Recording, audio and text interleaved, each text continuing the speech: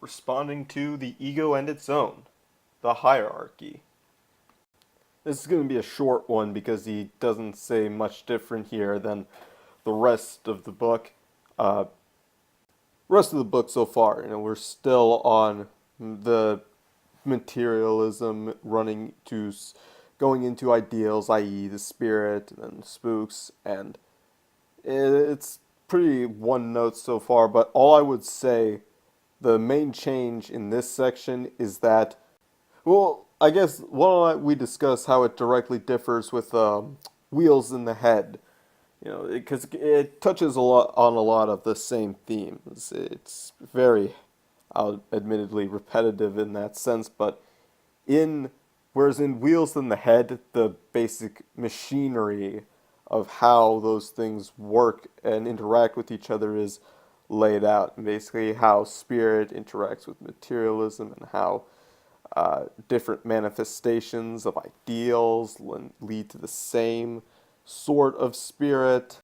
What's different in hierarchy and what's alluded to in that subsection in Wheels in the Head is that basic outlay becomes a weaponized form when we talk about the dominion as sort of the key phrase each that each entity, whether we're talking about the spirit or the physical world, has over their respective parts, and the submission to an authority, divine, secular, or what have you, is the ultimate fulfillment of the hierarchy wherein the spirit, that is the ideal, the ideal can either be God, as the church professes, or it can be liberalism, egalitarianism, or nationalism. Point being, it has primary status. It is the primary goal.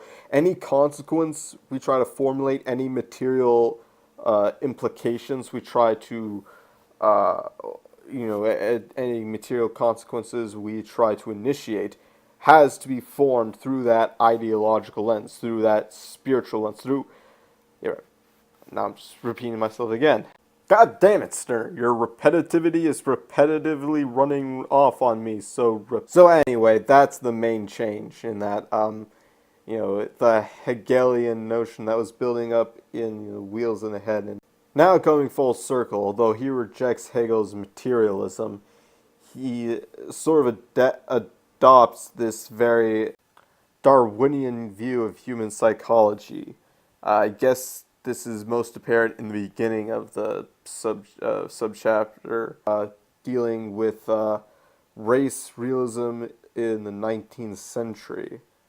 And of course, he applies the three main stages he's been going on throughout the piece, with, first childlike materialism to the African race, then you have youth-like spiritual idealism to the Asian Mongoloid race, and then the Caucasoids are the matured egoism that will come to dominate them all.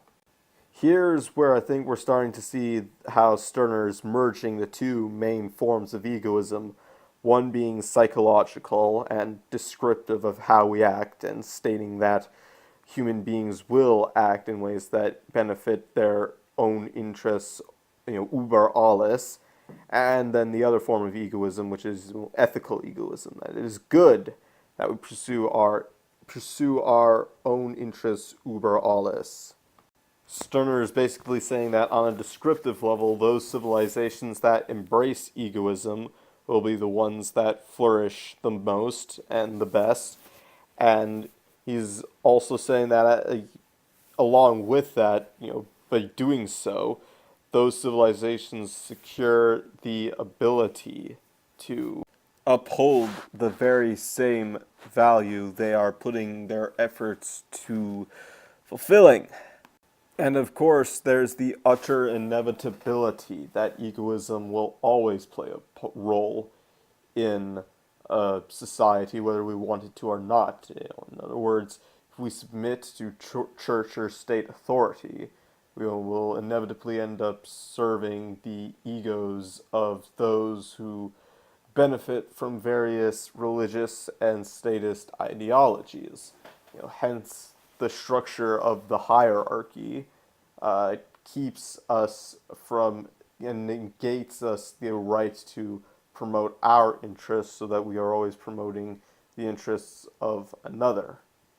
The inevitable conclusion is that we ultimately serve the ego, it's just not happens to not be our ego. Thus, the only moral solution is to serve our egos, since our egos insist on their interests over any other ego's interest. This all sounds fairly individualist, but then one must ask, if Stirner was so big on the individual, why did he not take up arms with liberals? I guess we'll have to find out next talk. See you then.